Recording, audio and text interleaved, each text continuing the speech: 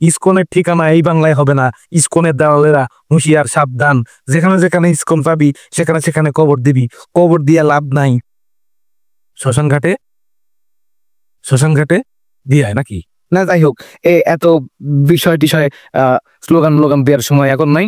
এখন ঘটনা হচ্ছে যে যৌক্তিক কথায়, ঠিক আছে, যৌক্তিক কথায়, সাদাকে সাদা বলার কথায়, কালোকে কালো বলার কথায় ফিরে আসতে হবে। ঘটনা হচ্ছে রিসেন্টলি বাংলাদেশে এই হিন্দু ইসকনের যে একজন নেতা, ইসকন নেতাকে গ্রেপ্তার নিয়ে যা তৈরি হচ্ছে বাংলাদেশে, এটা মোটেও একদম উচিত না। তারপরে সেই আন্দোলনের পরিপ্রেক্ষিতে বাংলাদেশের একজন মুসলিম আইনজীবীকে এই ইসকন উগ্রপন্থীরা যেভাবে হত্যা করেছে, এটা একদম না মানার মতো। এখন ঘটনা হইতেছে যে ভাই বলতে পারো কাকা, আপনি ইসকনের পক্ষে না বিপক্ষে? ঘটনা হইল যে একটা সংগঠনের পক্ষে বিপক্ষে যাওয়ার আগে অবশ্যই সংগঠনের মূলধারা, সংগঠনটা কি চায়। আমার মানে পার্সোনাল ভাবে, আমার একদম ব্যক্তিগত ভাবে কখনোই আমি ইসকনকে সমর্থন করি না, ঠিক আছে। ইসকনকে সমর্থন করার কোনো প্রয়োজনও মনে করি না, বা বাংলাদেশে ইসকন থাকুক এইটারও প্রয়োজনীয়তা আমি মনে করি না। কারণ আমি যেখানে বসবাস করি, আমার এলাকার আশেপাশে অনেক হিন্দু সমাজ আছে, ঠিক আছে। তারা আমাদের সাথে বসবাস করতেছে, তারা আমাদের সাথে উঠা বসা করতেছে, তাদের সাথে কখনো আমাদের লাগতে যায় নাই, তাদেরকে আমরা কখনো হে প্রতিপন্ন করি নাই। বা তারা বলতে পারবে না যে মুসলিমদের দ্বারা আমরা নির্যাতিত হয়ে আসতেছি, মুসলিমদের জন্য আমরা আমার সুযোগ সুবিধা থেকে বঞ্চিত হয়ে আসতেছি, এরকম কোনো কথা বলতে পারবে না আমাদের এলাকার হিন্দু সমাজ।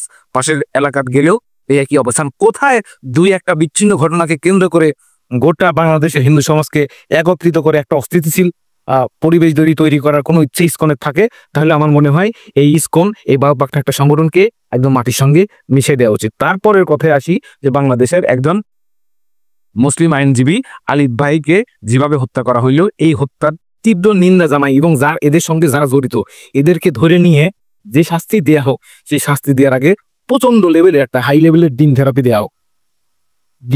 দেওয়া হোক, যেন এই উগ্রবাদিতা আর সামনের দিকে না আগায় বা কেউ সাহস না করে এই ধরনের উগ্র কর্মকাণ্ডের সঙ্গে নিজেকে জড়িত করার।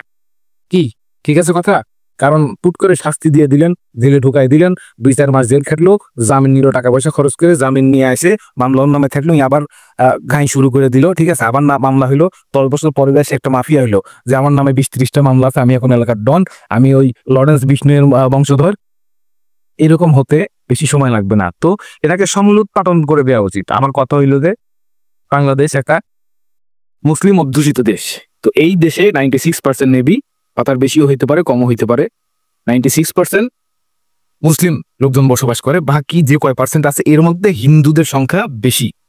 তো এই বেশি সংখ্যক হিন্দুদের মধ্যে গুটি কয়েক মানুষজন মিলে সংগঠন তৈরি করছে ইসকন। আর এই ইসকনের সদস্যদের কাজ হচ্ছে সাধারণ যে হিন্দু সম্প্রদায়গুলো আছে, সাধারণ যে হিন্দু মানুষগুলো আছে, এগুলাকে ধর্মের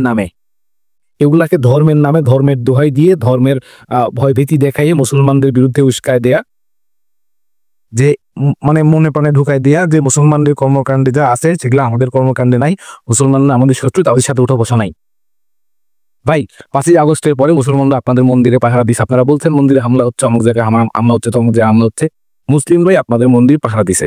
সেই একজন মুসলিম ভাইকে আপনাদের হত্যা করার আগে বুক পাজর তো কাঁপার কথা ছিল, কাপার কথা ছিল। এখন কথা হইলো যে এই ইসকন ছাড়াও আরো অনেক হিন্দু সমাজ আছে, হিন্দু ইনফ্লুয়েন্সার আছে, তারা কেন কথা বলতেছেন না ইসকনের এই কর্মকাণ্ড নিয়ে? আপনি যদি কথা না বলেন তাহলে কি আপনি মূল সমর্থন দিচ্ছেন? আপনি কি বুঝাইতে চাচ্ছেন না ইসকনের সাথে আমার সমর্থন আছে? যদি সমর্থন থাকে তাহলে আপনাকে যৌক্তিক কারণ দেখান। যৌক্তিক কারণ যদি না দেখাইতে পারেন তাহলে দয়া করে বাংলা ছাড়েন। বাংলা বলতে বাংলা তো পশ্চিমবঙ্গেও আছে, এই পূর্ববঙ্গের বাংলা ছেড়ে ওই বাংলায় চলে যান। আপনাদের এই দেশে থাকার কোনো দরকার নাই। আপনাদেরকে মানে এই হিন্দু সম্প্রদায়কে বাংলাদেশে যেভাবে রাখা হয়েছে, আমার মনে হয় যে মায়ের পেটে সন্তানকে যেভাবে রাখা হয় এরকম ভাবে রাখা হয়েছে। এখন 2-1টা জায়গায় বিচ্ছিন্ন ঘটনা ঘটতে পারে, কারণ এই ছোট দেশ হলেও জায়গাটা একটু বড়, মানে বেশি মানুষজন বসবাস করে, এর মধ্যে 2-1টা জায়গায় ঝামেলা হইতে পারে।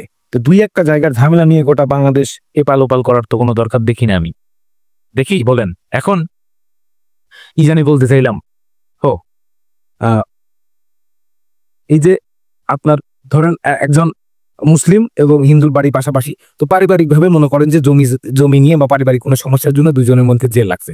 তো ঝগড়াঝাটি লাগার পরে কোনোভাবে দুজনের মধ্যে হাতাহাতি মারামারি হয়েছে। এখন এইটাকে কেন্দ্র করে আপনি যদি বলেন যে না মুসলিমরা নির্যাতন করতেছে, জিনিসটা তখন ধর্মের দিকে চাপাই দিচ্ছেন। ভাই সমস্যাটা তো আপনার জায়গা জমি নিয়ে, এখানে হিন্দু মুসলিমের ঝামেলা কই থেকে আসবে বলেন? তো এই সব জিনিস নিয়ে ইসকন কি করতেছে, মানুষজনের মধ্যে দ্বিধাদ্বন্দ্ব তৈরি করে ফেলতেছে, মুসলিমদের মধ্যে হিন্দুদের মধ্যে একটা দ্বিধা তৈরি করার সৃষ্টি করতেছে। তো ইসকনের এই ধরনের এহেন কার্যকলাপকে আমরা সবাই ঘৃণা করি এবং বাংলাদেশ থেকে ইসকনকে চিরতরে নির্মূল করে দেওয়ার একান্ত দাবি জানাই। আমার ফেসবুক পেজে অনেক হিন্দু ভাই বোন থাকতে পারেন, কাইন্ডলি মন খারাপ করেন না। আপনি যদি যৌক্তিক দাবি তোলেন আমি আপনার সাথে আছি, আর যদি যৌক্তিক দাবি না তোলেন তাহলে আমি আপনার সাথে নেই। মাফ করবেন, আল্লাহ হাফেজ।